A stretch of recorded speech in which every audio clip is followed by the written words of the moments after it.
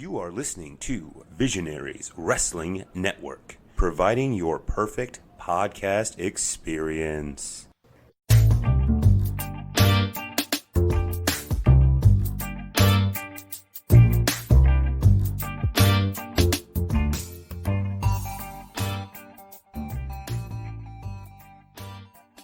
My name is Josh Fuller. I am legally an adult. I hate Mason, and you're listening to the MGB Wrestling Podcast. Okay, this is the MGB review of Primetime Pro Wrestling's fourth event, Submission Without Representation, from November 16th, 2019. I'm doing this off the top of my head, Mason. I didn't write it down. This is the first one we missed, and the reason we missed it is we were actually in a different place. We were in Delaware. We were actually watching Infinite Pro Wrestling, so we didn't get to see this one. Now, there's also something else that I don't have in my notes as well that's going to be important as well. We have actually recorded an episode with Jay that you didn't go to, which was from an event previous, but this is the event that's going to come out next, so even though we haven't recorded this yet, Matt tells me this is our 100th episode. It is? Yeah. I asked him, I was like, alright, did you include that one where we split it into two? He's like, I got that one. I was like, did you include the one where it was just Jackson, JGB? He's like, that's not MGB. So, I don't know if we really should trust a guy who can't work out the tip on a $10 bill, but anyway, according to Matt, this is our 100th episode, apparently. I can't really work out the tip on a $10 bill. Well, you don't have to tip. Well, how much was the tip? You've only just learned how to do percentages. How much was the tip? It was like $10. It wasn't much. It's 15%, but you've only just started to learn how to do percentages anyway. He should know how to work out a percentage. But well, doesn't he cook, so he needs to learn that kind of stuff? Yeah, you think so. So if you have 10 cups, what is 15% of that? You'd think they would need to know that. He said he's just been back from Florida, so he says he knows how to do that stuff now. So yes, so we weren't at that event, but apparently this will be our 100th episode now. Alright, match one was... we don't have to talk about how we got there, because we didn't get there for this one, so we can go straight into the matches. We got Jay with us as well, but you missed match one, so we're just going to... Mason and I are going to do that one. Match one was Kung Fu Janela and Hot Tamale Danielle Perez versus Billy Dixon and Bobby Orlando versus Flops and Chops, which was a team of Lucas Calhoun and Cabana Man Dan. Now, I put at the start, I thought it was interesting watching Lolo. It might actually be interesting going forward, not watching the matches, but at the entrance, just focus on Lolo. She's really entertaining. She was totally uninterested when Bobby Orlando came out. As soon as she started clapping and getting really excited when Billy Dixon came out. And I noticed, and you did as well, Billy Dixon was rocking a red Primetime Pro Wrestling shirt as well. So he was supporting the organization, and I actually have that one as well. Now, you noticed this as well. Oh, we should say, I watched this probably 3 or 4 days ahead of you. I watched this over Thanksgiving while you were in Ohio, and you've just got back from Ohio. I put Cabana Man Dan has the biggest belt I've ever seen, and I actually looked it up to see what it is. Almost dropped the @NewSouth_PW Championship on my toes during the photo shoot. This is literally the biggest prize in Southern Wrestling, period. 10 out of 10 dentists agree. I have no idea what that last phrase means at all. But yeah, we noticed his belt was absolutely huge. I think I posted on Twitter. The only comment I'm making, because we're going to review this for MGB, I'm surprised with the size of the belt they didn't take his back out as he was trying to carry it into the ring, because it was huge. All right, Mason, go ahead. Well, I wonder if that's more than 10 pounds. That's a good question, actually. I have no idea. That would be a great question to ask him. I actually saw today, as we were recording on the Saturday, there's WrestleCade going on in North Carolina. I actually saw Jay-Z Flair, the Bojangles champion, got his picture with Nick Aldis holding the 10 pounds of gold. So I actually know where that 10 pounds is right now. I noticed that Billy Dixon was wearing a rainbow headband. He was, yep. And so at the start, it was martial arts versus kung fu. And so Calhoun, he eliminates Janela with a 1-inch punch, and then Cabana Man Dan eliminates Hot Tamale with a Samoan drop, and then I almost said Samoan chop. I know you did. Because my next she line... just did a 1-inch chop, or they were doing flip-flops and chops. Mainly because my next line is 20 flip-flop chops. It to Bobby, and then after that, Bobby yelled, "Man, Mama, I have a boo-boo." I wrote that down in case you missed it because I thought that was hilarious. And Billy, he tries to do like a sunset Oh, whoa, flip. whoa. You're not going to skip that part. I knew you would skip this. I actually took some notes on this match as well because I'm like, you're not going to miss key stuff on this one. So he took the ton of those chops. I actually posted, I think somebody posted this like a few hours after the event. I'm like, leave him alone already. You already killed him. He did so many chops in a row. After he got the boo-boo, Bobby actually took his shoe off and then threw it at Dan as well. And the commentator said that we have a shoe off now. I knew you were going to miss that part. All right, keep going. It was mainly because I was writing that down, and then I saw what happened next. Ah. So Billy Dixon was trying to do a sunset flip, but he messed up, or something happened. I don't know what, but he injured, or might have not been injured, but it looks like he was. That was tough. I was going to ask you on that. I honestly thought he was injured. And if he was, then Bobby Orlando was amazing in that because he immediately rolled up the other person and took the pin while it was a distraction. But the fact that people like Gator doesn't normally come out after match one, but he came ringside. Yeah. And as he was trying to leave the ring, it just did not look good at all. The only thing that made it slightly more suspicious was when we get to match 2, he did come back. So I don't know. But it was kind of a strange thing. Like, you wouldn't deliberately want to be down. Or would you? Wouldn't that set up more drama? If you have that next match, the winner of this match was the wild card winner and got to face another team to decide who enters the tournament. So, I don't know. I couldn't figure it out at all. I wasn't sure. I have a story for something sort of like that. So, in NFL, there's this Rams player named Jack Youngblood who broke his leg in the middle of a football game. So he went back, took some painkillers, and then he played the rest of the game. There was a famous soccer match, an FA Cup final. A goalkeeper played with a broken neck. Bert Troutman. Everyone in England knows that kind of story. But there's some strange things that happened. Angle too. I guess too. Yeah. I guess so. So, it looked like Lucas Calhoun. He just wouldn't look. He wouldn't look away from Billy Dixon. Looks like he actually was injured. I think he might have been.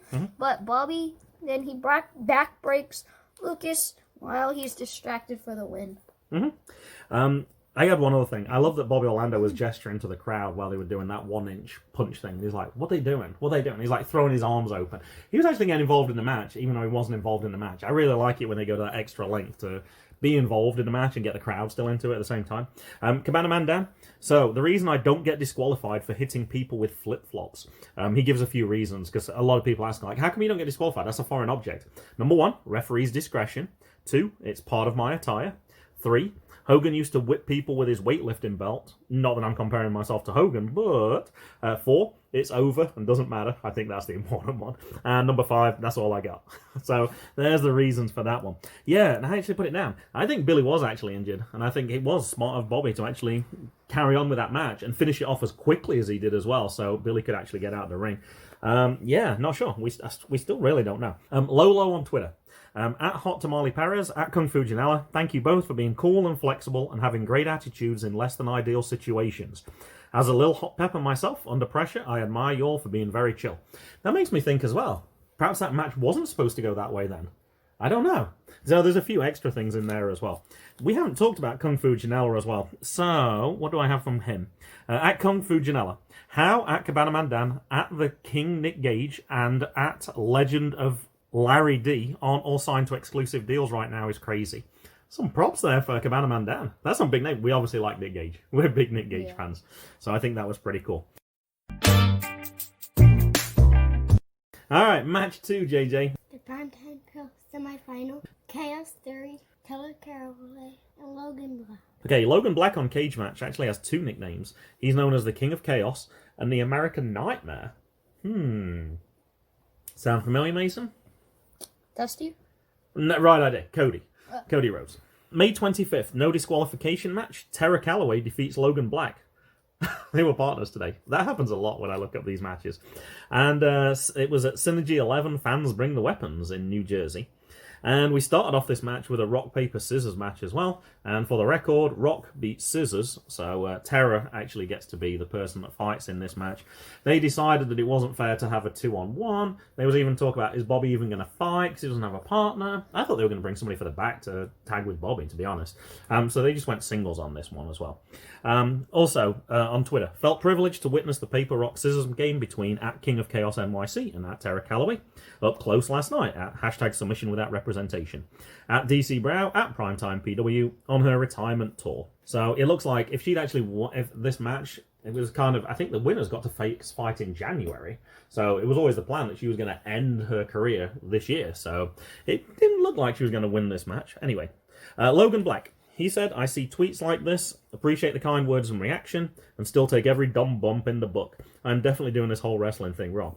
Yeah, the number of comedic wrestling that we've seen, like when Tim Donst is safety first, he's more over when he does dumb stuff with not taking any risks at all than when he's Tim freaking Donst and he's diving all over the place and taking huge bumps. Or like Orange Cassidy, he can just put his hands in his pockets. Yeah, if you're going to become a wrestler, Mason, you got to think of a clever gimmick like that where you don't actually have to wrestle. I think that would be a great way around it. All right, take us away. Jackson, what do you got first for this match? My first one is, she was, I forgot what's name. Oh, have I got to read your notes again? Oh, this is so entertaining.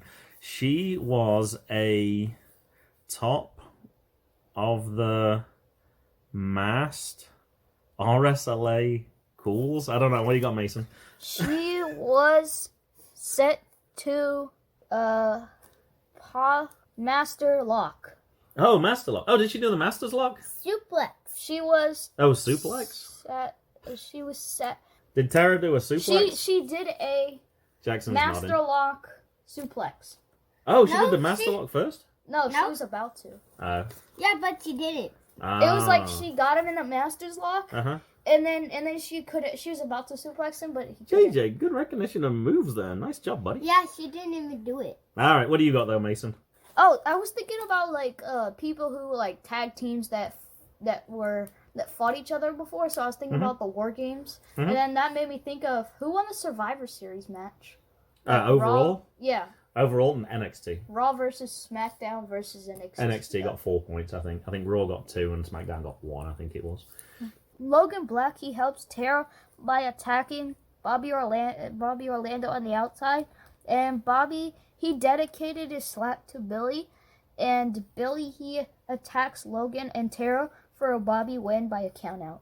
Yep, and Bobby was actually 0-2 before this match, and with 2 wins in the space of 10 minutes, he's moved to 2-2. Afterwards on Twitter, Logan Black again, at King of Chaos NYC. Wrestling is supposed to be fun, right? Well, at PrimeTimePro is fun. One of the most fun shows I've been part of all year. You'd be a silly goose to miss any of their shows. Whoops, I guess I can call you a silly goose then, Mason. Great locker room, great atmosphere, great wrestling. So I thought that was nice of Logan to mention that. Crab wrestling title match. Mack Butler versus Johnny Collins. All right, I heard for this one as well, there was a 1 hour time limit. I was like, what the heck? Like, some of the matches are like 10 minutes. Like, the EFFY match later, 10 minutes. This was an hour? I thought that was really strange. I don't know why they did that. I thought that was really strange. Now, I found something. We've talked about Mack Butler before, so I just went straight to Johnny Collins. I actually followed him on Twitter already. I didn't remember that I followed him. He actually has a YouTube page, and I'm going to provide a link in the notes. You want to know what MJF's real middle name is? It's not Jake. It's not Jacob. Nope, it doesn't even begin with a J. So he has a clip on it where he talks. Now, of course, it could be kayfabe anyway, but it's an interesting little clip that he put out there, so you can go find that. And they also announced it as Johnny Collins. It should actually be Johnny Pretty Boy Collins, and that was actually his character, and that's how he came dressed up. I think you'd gone upstairs for a second because we were trying to get dinner ready at that point, so I think you missed the entrance. From Victory Pro Wrestling, the head honcho of handsome Johnny Pretty Boy Collins is an international superstar and overall handsome man. He enjoys long rides in his Teslas, moisturizing facial lotions, and of course, last but not least, gazing at himself in a mirror. Did we mention he's filthy rich too? He's Johnny Collins, and you're not. That is all. All right, Mason. Oh, Jackson, what you got for this match? Mack Butler needs to win Why? because he's the champion, and I know he won. Oh, so he can keep his title? Yeah, Mack's got to win if he wants to keep his title. Well, it sounds like he already did win then, so how did he win then, Mason? What have he got? Oh. Yeah, and I remember. He pinned. He pinned Johnny Collins? And I also saw it was Isaiah's belt. Yeah, well, it used to be Isaiah Frazier's belt. Yeah, it's the crab title belt. Yeah, Mack beat, I think Mack actually beat Logan, I think, if I remember correctly. I think Logan beat Isaiah. Did Eric get a win at some point as well? I'm kind of lost the track of the crab wrestling belts, to be honest, a little bit. All right, Mason, what have you got for this match? So what was MJF's? I'm not telling you. You're going to have to watch the video. Oh, You have to look in the episode notes and you can go find it for yourself. It's only like 3-4 minutes long.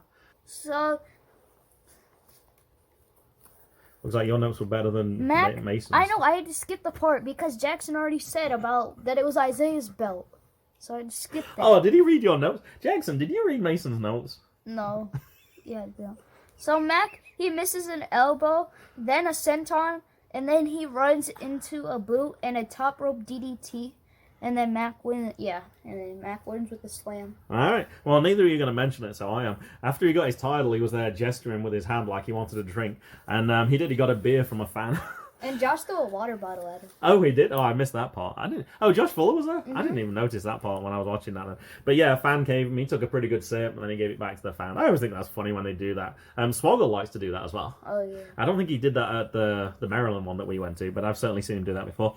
And that was actually his first title defense. So he remains champion, like you said. Creator Pro, at Creator Pro. This week on hashtag CAPTV, the team of at real_prettyboy1 and at Ariella Nix take on the Cap champions at VS King 98 and the Cap TV champion at Call Me Christat in mixed tag action. Creator Pro is one that I certainly like as well now. And actually, I think the last episode that they just put out actually had Bobby Orlando in it as well. So, VS King 98 looked really familiar, and I could not remember who it was at the time. I think it comes up later, so I'll talk about it then. But yeah, Johnny Collins tagged with Ariella Nix, and Chris Statlander was in that match as well. So that's another one that's definitely worth looking at if you haven't seen that too. I still have some notes for match 3. Oh, go ahead. Johnny Collins kicks out a 1. So Mack didn't win the title after all then? He did. Oh, okay. Oh, so that was earlier than in the match. Oh, okay. So I got some editing duty to do. I can read it. I can see it. I got it. You want me to read some other things you got on here? Mack is the best. Is that your personal opinion? Mack gives them biff. Is that what that says? Both. Mack gives them. Yeah, I think it says Biff. Izar. I don't know what that is. I wonder if it was beer to begin with. Does he give him some beef? That's what he gave him. Match for IGPTTCI qualifying match. Ladies first. It's Savanna Stone. This is Trish Adora. I've quickly found Trish Adora as one of the most interesting people to follow on Twitter. We've had her for a few times now, and every time I've looked, there's always something that really catches my eye when I look at it. She's actually just appeared in an article in the Washington Post. It's called Visualizing Racism, and she tweeted about it. Photo issue done by the amazing at JAHEEZUS. I think it's Yahesus, I'm not quite sure how you pronounce it, for the at Washington Post. It was called Chokehold, and it was the dangers of internalizing racism. And the text and photographs are by Jahi. Really interesting. Jake, what do you got for this match? I got the first whole thing. You got the whole thing? Wow, we don't need Mason anymore. I only had the first. Oh, you got the first thing. Perfect. Then Mason can do the end of the match. 3 people, It says 3 people test their strength. 3 people test their strength. That's right. Yeah, you told me about that one. Oh, was Savage Gentleman in this one, JJ? Lady Frost was there, so what about Savage Gentleman? He was there too? Okay, you're just nodding. All right, Mason, what have you got for this one? I got one more thing for the test of strength, though. What happened to them when they tried to touch Lady Frost's hands? Froze them? Yeah, they got frostbite after they tried to do the test of strength. I like that. I don't think I've seen that before. Or if I had, I'd forgotten about it. Yeah, I really like that one. Okay, go ahead, Mason. So Savanna would have won, but Victor Benjamin broke it up. And then, so before that, Victor Benjamin, he did the best snowball throw I've seen. It hit Trish in the head. You say the best? Yeah. Wow, I got the first 2 snowballs Savage Gentleman through a week. One looked like it hit the ground because it didn't get anywhere, and the second one hit the rope and rebounded. Oh, I thought that was hit kind of her head. That might have been later then, I thought perhaps. that hit her head. But, so, Trish, she won, but I couldn't see because I was writing my notes. Oh, and I didn't write that down. JJ, did you write how Trish won?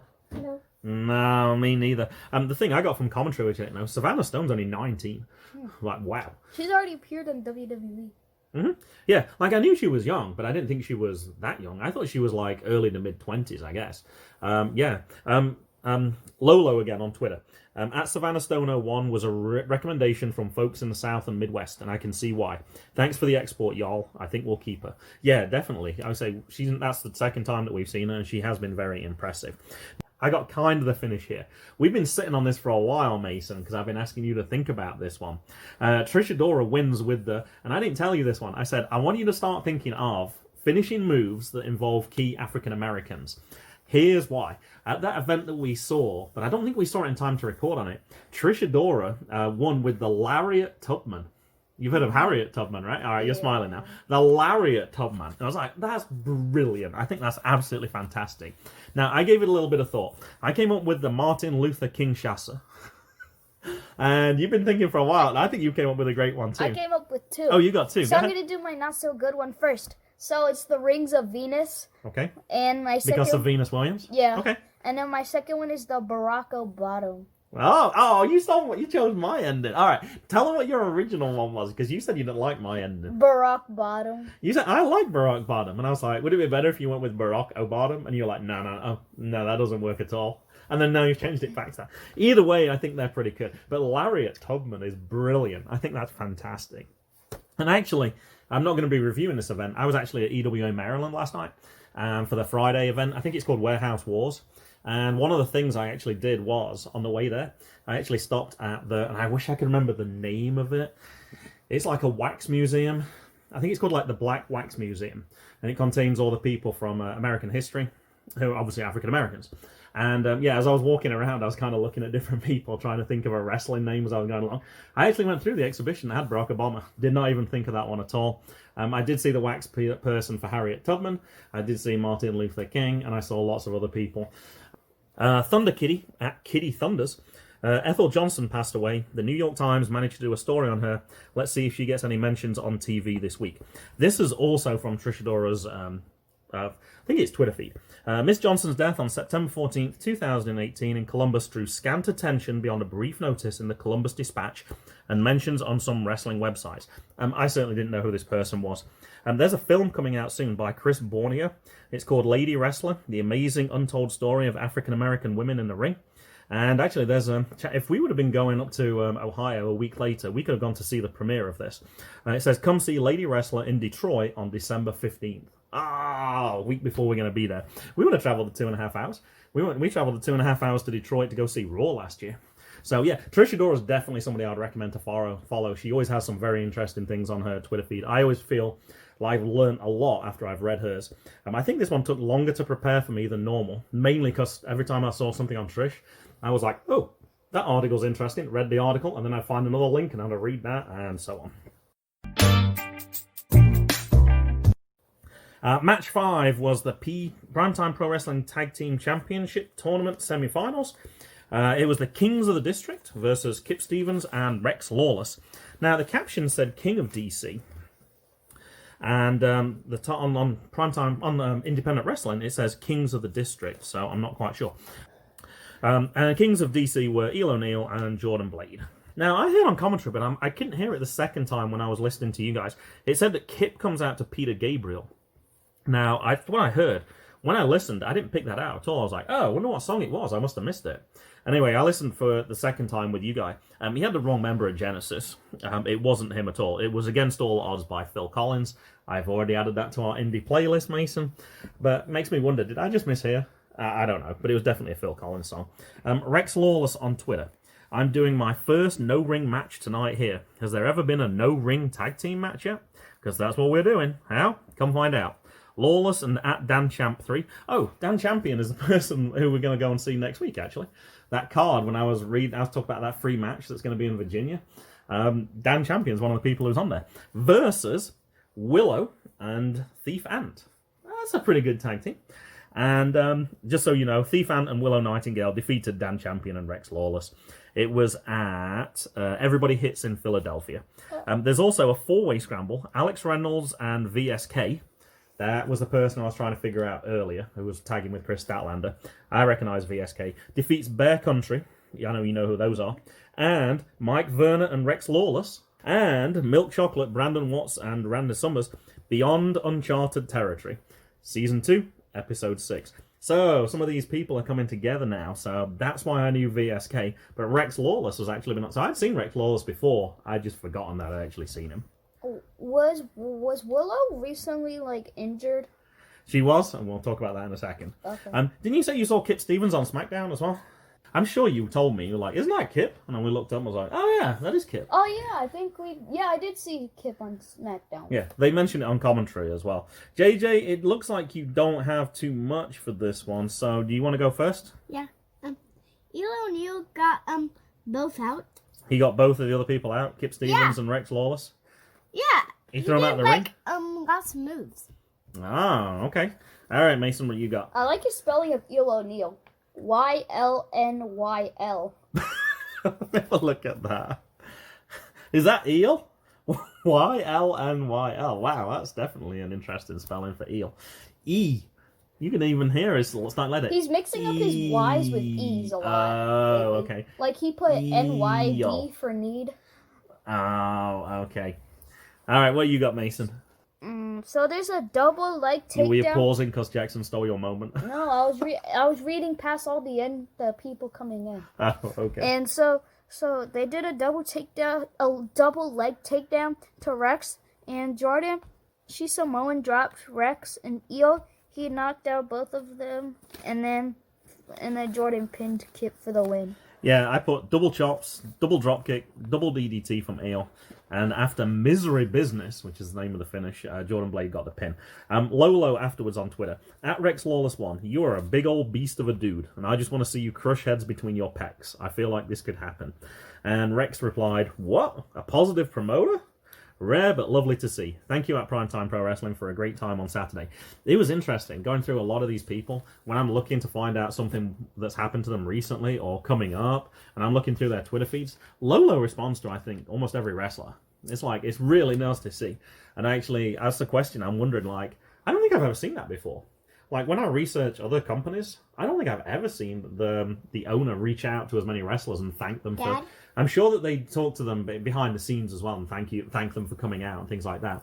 But to do so publicly on Twitter as well, I think that's a really nice touch by Lolo. I think that's a really good thing to do. Match 6. IGPTTCI qualifying match. Faye Jackson versus Joey Ryan. I love that... Did you watch it? No, you didn't watch it. You're not watching it. There was a lot of controversy over this match. This got more coverage, I think, than the WWE live event that was in town. I don't think I would have been okay if you'd have seen it, probably, Mason, but you don't need to see it. Mm-hmm. The thing I loved about it is Faye said sorry to Andrew Huff after the match. She walked off. She was like, "I'm sorry," because he had his young kids there as well. Yeah, I don't think we need to talk about that much. I think everyone saw it on Twitter. No, not you me. guys. We have to watch it. Nope, you guys aren't watching it. I have to watch Yes, it. we do. I don't even remember who won. Not shit. I didn't even write it down. Obviously not Joey Ryan because he's not going to qualify. Why not? Because there's so much controversy. He could qualify.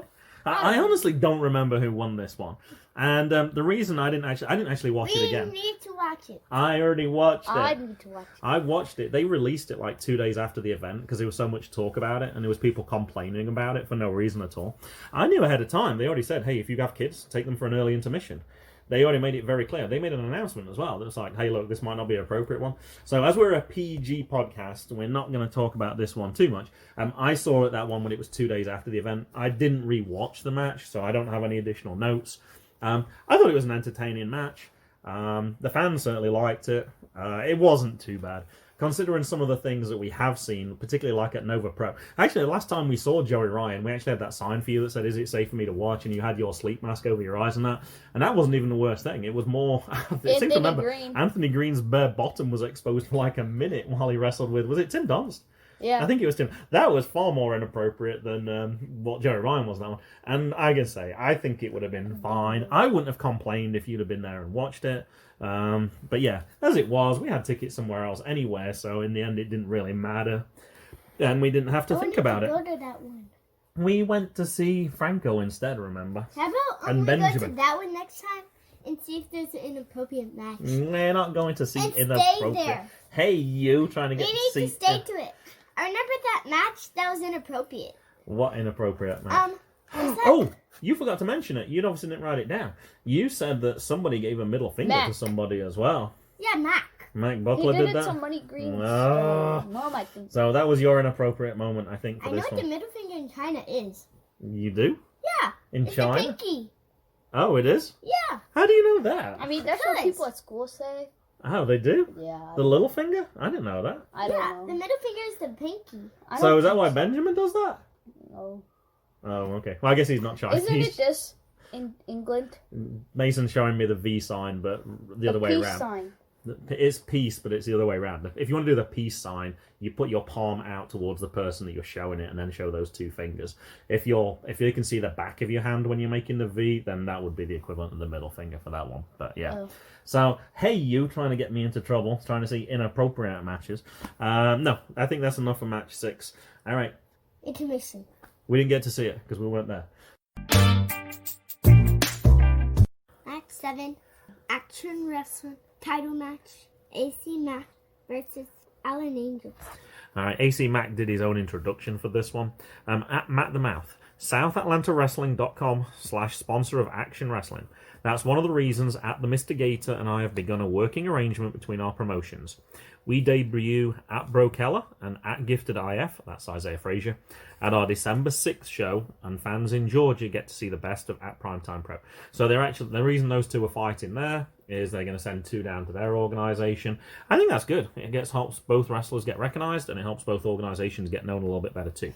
At Brandon Wageman, I'm not watching, but I'm seriously happy for AC Mack getting beyond exposure and hope he can get more bookings from it. Dude can talk, he can go in a ring, and he's just such a good pro wrestler. He deserves to be a big name. So yeah, he's starting to appear on the Uncharted territory as well. And I think actually I saw him this week as well on that one as well. November 10th, last word on ProWrestling.com. The fan who threw a drink at MJF is identified as Alan Angels at Full Gear after the MJF heel turn on Cody Rhodes. Yeah, I didn't recognise Alan Angels before that, but I remember Coach Gator made some reference on Twitter that the guy looked like an angel or something, and then somebody figured out, oh, it's Alan Angels. And anyway, I guess people who knew the indie scene knew who it was, and they realised it was somebody who was planted in the crowd, and it wasn't really a fan. All right, Jay, what do you got for this one, buddy? There's an Alan in my class. Oh, there is? Was it the same Alan? No. No, it was a different Alan? What else you got? Alan. I have an Alan in my class as well, actually. I only have Alan Angels written down. Okay, let's see if there's anything else. Let's go to the bells. What does that mean? It says let's go to the bells. Will Lovins. Oh, you finally got this part down. Security guard. All right, you had this earlier and you forgot to mention it. You looked at as the people were leaving the ring, you said the security guard is, we're not sure on his name, but we saw him at Classic Pro Wrestling. We think it's Will Lovings. I totally missed that when I was watching this because I said, oh my God, that's why we have you on here, JJ. You noticed it. Mason didn't know him because he hasn't seen Classic Pro Wrestling yet. But you were right, that was definitely Will Lovings. Although you also said one of the refs was Will Lovings as well, which I don't think it was, but I don't know. You might be right, since you made that good call earlier. All right, do you want me to look at the rest of your notes? See what else I can see from here? Yes, Will Lovings, you had that part. Somebody runs up to the ropes. Who was that? Can you remember? No, he runs like this and then kicks him. Oh, okay. Well, on here it just says he runs up to the ropes. Oh, he gave him Sweet Chin Music. All right, what have Mason got for this one? So AC, I think, stands for Action Champion. I didn't notice that at all. I guess I was taking notes, and I guess I missed something for that one. But yeah, it said on the back that's what it was. Yeah, makes sense. AC, he elbows the mat when Alan he's going into the ring, but he stops and goes back. AC tries to trap him, but then he elbows the mat, and then AC he spins around to get up, and then he step up Insaguri to the top, to Alan on the top rope, and then a superplex, and Alan still kicks out, and then Alan he does a elbow, and then he pins AC, but a 2, and then AC he does a froggy elbow, and then he pins AC, but AC rolls up Alan at 2 for a 3. And then he quickly got out the arena, or he got out the ring and left as quick as he could. Now, it sounded like you were about to say super kick, and you got superplex, and you got them like mixed up, and it sounded like you said super click. Now, that's interesting. Over Thanksgiving, I actually watched the first 100 episodes of Be the Elite, and I didn't realise that Adam Cole used to be... he used to tag with... Well, I don't know if he used to tag with, but he was part of that organisation with the Young Bucks. That's what they were called, the Super Click. Oh. I was like, that's kind of cool. I definitely think you'd like it. I know you want to go on, like what's going on behind the scenes. You do get to see some of that. They also act a little bit as well. There's like some storylines that go there as well. But I think you would really like that show. And I think I've got 81 episodes left to watch, but they're a lot. The first ones were like 3-5 minutes. I'm like, great, I can watch all these in a day. And then they start to get like 10 minutes and then 15 minutes. I'm like, oh gosh, they're going to take a little longer to watch. Afterwards, Mr. Gator, at the Mr. Gator. AC is one of my absolute favourites. I was extremely happy he and Alan Angels made the trip to DC and got that please come back chant. We definitely heard that while Alan was still in the ring. At heel Will Mahoney, you guys made a great impression. Came to impress and were clearly polished. I was familiar with at EC Mack, but was equally won over by at Alan Angels. Always fun to have faces from outside our area bring another region's flavour to the dance. And Lolo also, at Alan Angels and at EC Mack, brought the house down in that title match, and I can't wait to have them back. Some of the crowd is pretty new to their style, and peeps will like ATL style, Atlanta style, because that was the name of the organisation where they were from. PrimeTimePro Tag Team Championship Tournament Semi-Final. Blank is still alive. Africa and Pears versus the Bird and the Bee. Alright, the Bird and the Bee are Willow Nightingale and Solo Darling. Now, why did I put this down here? The Locker Room Detectives, which is Kid Ref and Mark Adam Haggerty, that occur after Uncharted Territory. Oh, we'll be releasing an episode on December the 5th called Locker Room Detectives Present Still Life's Tour de... I think it's French, Jackson. I should get you to read this one. I think it's Capitale. I'm supposed to be capital, but it sounds more like it's in French.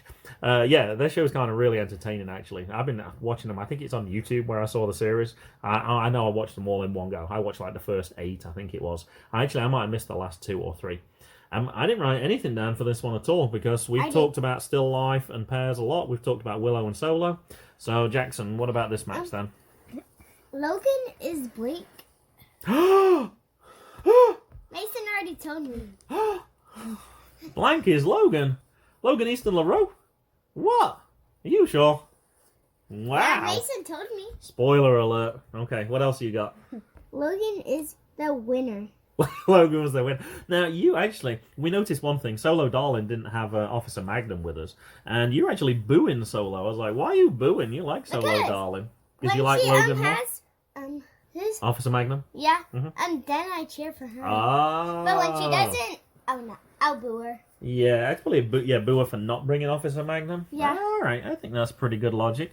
All right, we already know what the winner is, Mason. Do you want to tell us how they got to win? So Solo got a figure 4 in, and then did Solo. I think she dyed her hair. Did she recently do it? In the match? No, did she recently dye her Yeah, hair? I'm terrible with colours. I'm being colourblind. I'm not very good with noticing things like that. I didn't notice, so if you say it's blue, sure. But I've also seen her at Beyond Wrestling as well, so to me, it probably didn't look any different from when I last saw her as well, so that might be the other reason why I didn't notice it as much.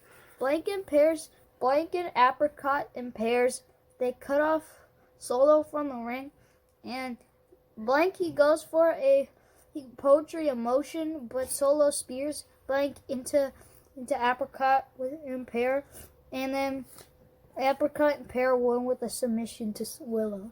And there was like seconds left in this match as well, so it looked like it was going to finish a tie, but yeah, they just managed to scrape the win. I'm not sure exactly how many seconds were left.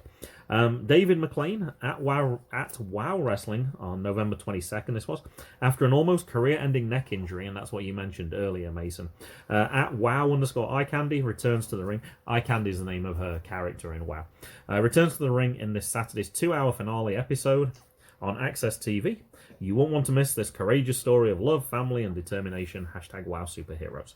So yeah, she did have a really serious injury, but it's good to see that she's back in the ring and good to see her back in the DC area as well. Jackson's not with us, so I'm introducing this. Match 9, it's the IGPTTCI qualifying match. Isaiah Frazier versus EFFY. EFFY was somebody we were really hoping to see at Nova Pro. I think it was around March time, and then that match never happened. So anyway, it was good to see him back in DC. Logan Black tweeted on November 26th, "Watching at EFFY Lives wrestle makes me smile." EFFY actually tweeted himself at #Wombat2. EFFY cements legend as a Southern wrestling icon against GQ in a first ever Dollar General gift card on a pole match. I have no idea what that is. Well, I can kind of imagine what it is, but that's like the weirdest match ever. Like, you know, sometimes I look on Cage Match just to see who they fought. This was actually just a tweet from EFFY I found. I was like, I'd kind of like to see what that match is. That's kind of crazy. Also, EFFY Talks 2 on episode 17. We Are the Independent. Sugar Dunkinson tweeted, my DMs, and I imagine at EFFY Lives as well, have been flooded with praise and also confessionals from those who sadly know the rough points made in this episode. Silence has turned to speaking, which I hope turns into speaking up. Thank you, all of you, for your open ears and minds. Yeah, I found this podcast over. I got so much done over Thanksgiving. I kept finding things, and then it led to other things. We Are the Independent podcast is definitely one I'm going to be listening more to. I'm sure you remember Sugar Dunkerton, right? Sort of. He was at the very first few Nova Pros we were at. He was like the first 4 or 5, and then, don't know. I never saw him again after that. Don't quite know where he went. We Are the Independent is the David Starr thing. Oh. It's the organisation to try and get better rights for independent wrestlers. Like, so if they get injured, do they have health care? Making sure that when you go to the matches, like, you have water provided, or you have a changing room where you can go to, or whatever, all those things. So they're working to try and get better rights for wrestlers. And that whole podcast is really interesting. So EFFY and Sugar D were talking a lot about those things. It's called the Big Gay Podcast. They're obviously talking about EFFY's lifestyle as well, but they did talk also about some of those issues that we're facing that as well. We've talked about Isaiah Frazier multiple times, so go ahead, Mason. Talk to us about this match. So Isaiah makes EFFY flinch like twice in a row.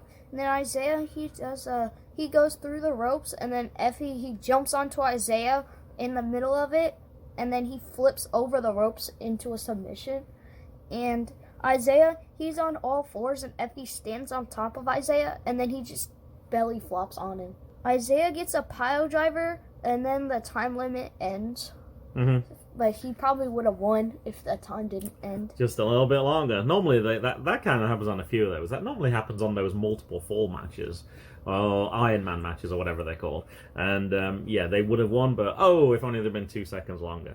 It looks like they're going to redo that match. The crowd was totally into this match. Now, I'm surprised there's one thing missing from this. Not from your match review specifically. Something we talked about a little bit beforehand as well, and something we talked about while watching this match. I thought you might have talked about EFFY, like his entrance, how he looked. Because I know that you said you had a mental image of EFFY, and it wasn't what you thought. Yeah. But also, when you saw his attire, you said, whoa, I've never seen that before.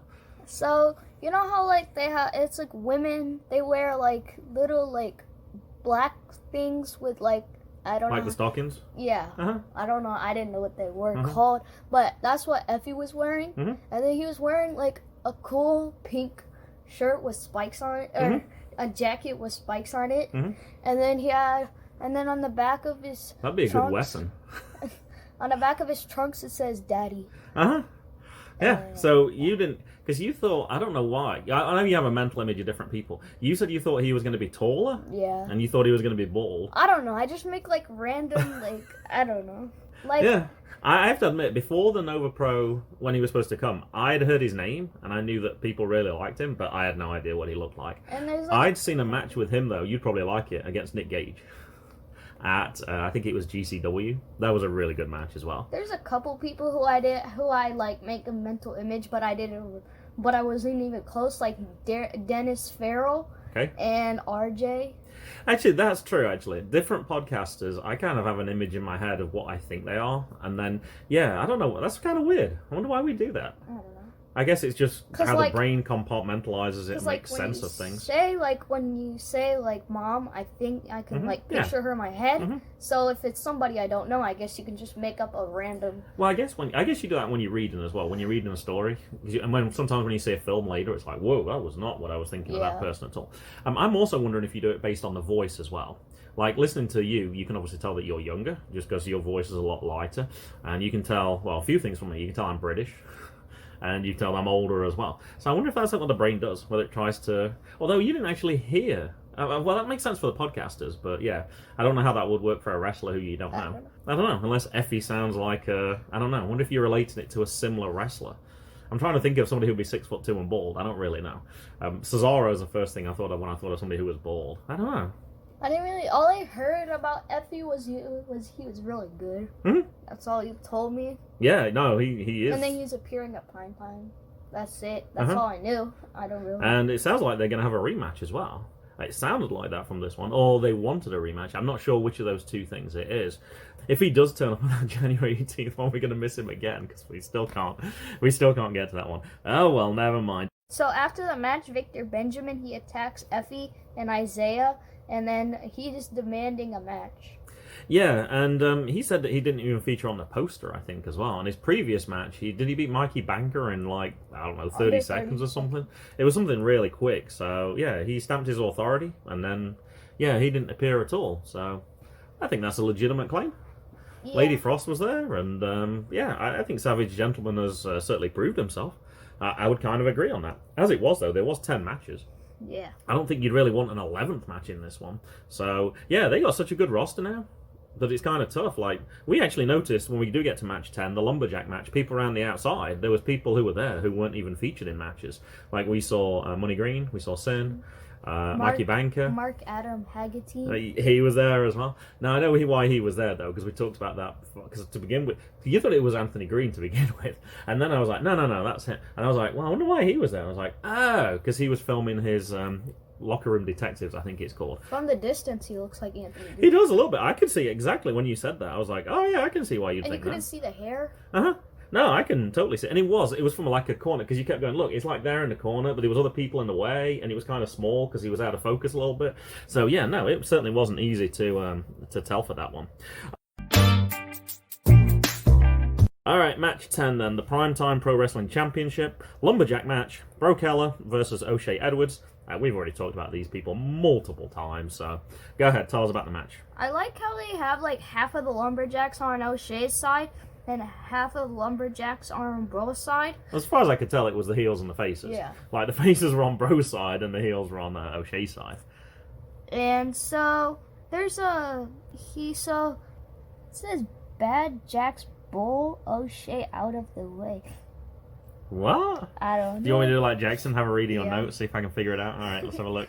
There. Right there. Oh, the next line. But on Breaux' side. That could be Bad Jocks, I don't know. But O'Shea on the out of the way of Breaux. I have no idea what that is. That looks like the word bull next to O'Shea. I think it is. Bull O'Shea? Out of the way. I'm trying to think of a similar word that would mean like that. Bull like O'Shea out of the way. If it is, that's like a Jackson letter. You got it upside down. I know Jackson does backwards letter. You do upside down letters. What is it? So, Breaux is about to he's about to jump on top of O'Shea, but they pull O'Shea out of the way. And then Breaux, he jumps into all of like the heel Lumberjacks. So when you do a P, you do it upside down now? No. So Jackson does backwards J's? No. And, wow, I've heard of like 5 and 6 year olds doing that. I've never heard of a nearly 12-year-old doing that. I think you're right though. I think that is the moment. I think it is pull, even though you write bull. Perhaps you had the paper upside down for a second as you were writing it. I don't know. Although that would be a D, I think, if that was true. All right, what else? So O'Shea wins with a low blow when everybody is like on the outside going to the entrance. All the Lumberjacks are fighting, so Kid Ref is looking at him, and he low blows Breaux, and then O'Shea wins. But O'Shea's about to get back into the ring because Breaux is complaining that he was cheating. Yeah, challenged him to another match. Let's go. He was about to get in, and then he just stuck the middle finger out. That's kind of cool. I like that. The fans thought they were getting what they wanted, and they've got to wait. Now, I didn't actually write details down for the next event, which I should have done on January 18th. I believe they're actually having a cage match. So this time nobody can interfere, and I guess if it's in a cage, that would suggest that there's no DQ as well. So Breaux can get away with a little bit more as well, so it's going to be more like a street fight, I guess. So that's going to be kind of a cool one. There was one thing at the start that I really liked that you didn't mention, and I probably should have said right at the start. As Breaux came in, obviously he gets the whole crowd really hyped up, and he ran around, he told everyone in the crowd, stand up, on the side where we normally sit. And then he got J. Lee Photography to come over as well, and he had his back to the crowd, and he was kind of like cheering and that, and he got all the crowd in there, so it was like it wasn't a selfie kind of thing, but because J. Lee was there. But yeah, they took a photograph of him and the crowd there. It looked really cool, and there's definitely some people who we knew who were in that picture as well. But yeah, if we'd have been at that event, we probably would have been in that picture. That was right where we sat. But yeah, I think it's a real waste using Breaux as a heel. We saw him as a heel. He's such a good face. when you're as good as a face as that and you can get the crowd pumped up like that, I don't know why you'd ever need him as a... Some people have natural... Some people can play both. We've seen plenty of people that can do both equally well. But there's certain people who are better at being faces and some people who are better at being heels. I think there's enough heels at Primetime Pro Wrestling. Well, obviously that's why Breaux can be for there. But I'm sure at other events as well. I would never turn Breaux heel. I don't see the point. Ethan Page is somebody that can easily do both. Oh, he can easily do both. Yeah. Franco's good at both as well. Yeah. I was shocked. When we saw him as a face that time, we were like, whoa! And he was totally over as a face at that organization. He was a heel on Twitter. Uh-huh. He absolutely was. No, some people can do it and can do both, and I'm sure it's fun if you can do both, but I think some people naturally tend to one side more than another side. Benjamin. And Benjamin can do it. Yeah. Victor Griff. But I definitely think I would want to keep people like Savage Gentleman as a heel character as well. Yeah. Like I wouldn't want to put him as a face because I think he's better when he's mocking you because he's a gentleman. He's on a higher prestige than what you are. So yeah, there's certain characters where it makes sense to do that. I would have been interested if AEW would have gone through with that MJF face turn. Because it looked like that's what they were going to do. I was interested to see how they would do it. But he's a fantastic heel. I think he's probably one of the best heels. Now, I talked about something a long time ago on Good Cop, Bad Cop, and I saw somebody else talking about it on Twitter this week as well. Is Baron Corbin the best heel ever? No. Now, I hate him. He's just But I said for that same time, though, the fact that I hate him, does that mean that he's a really good heel?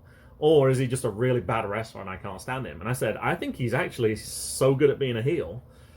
That's why we hate him so much. And someone else came to that same conclusion the other day. They were like, man, I really hate him. And I was like, oh, is that because he's a great heel? I don't know. What do you think, Mason? I don't know. He might be a great heel, but I don't like watching him wrestle. I don't either. I just don't like him as a character. But I think he could be potentially a brilliant heel. But there are other heels I like to see, though, as well. So, I don't know. I kind of do hate him because he's a really good heel. Yeah. I think you probably need a bit of... MJF I still like because mainly I saw him before wrestle and he's funny. Yeah. Well, I think there's different ways of being a heel as well. So I think it's good that you have that different... Probably Baron Corbin's a very specific one where you just hate him. And I think that's perfectly okay. But, yeah, not my favourite type to watch. But I think you've got to have a mixture. If every heel was the same, it would be kind of boring. Didn't you say that a lot of people hate, like, Jay White or somebody? Oh, Blade Job does. Yeah. I don't personally mind Jay White, but I don't really follow New Japan, which is where he was last time I checked. So, yeah, no, he's another one. I actually thought I really enjoyed his match. I thought he was a good heel from when I saw it at the G1 Supercard. But, yeah, that would be another example of that one. Normally we'd talk about at this point what happened after the event.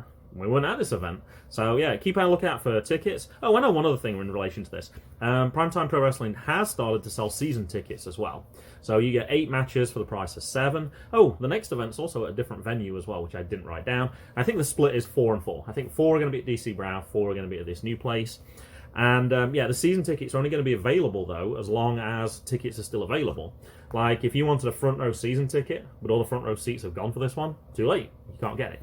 So if you're interested in a season ticket, contact Coach Gator, contact Primetime Pro Wrestling, probably contact Lolo as well. I'm sure you can find those people on Twitter easily enough. And, yeah, unfortunately, we're going to miss that first one. So it's kind of pointless for us anyway. And there's one in the summer. I don't know where we're going to be in the summer. We travel at different points, so it's probably not going to work. And there's probably going to be one at probably winter time possibly as well, which we might not be able to make either. So I think we'll just be going to single events when we can get to them. And we'll have to see. All right, anything else to finish up, Mason? No. Boom. It's goodbye from me. And it's goodbye to me. And it's goodbye from them. Goodbye.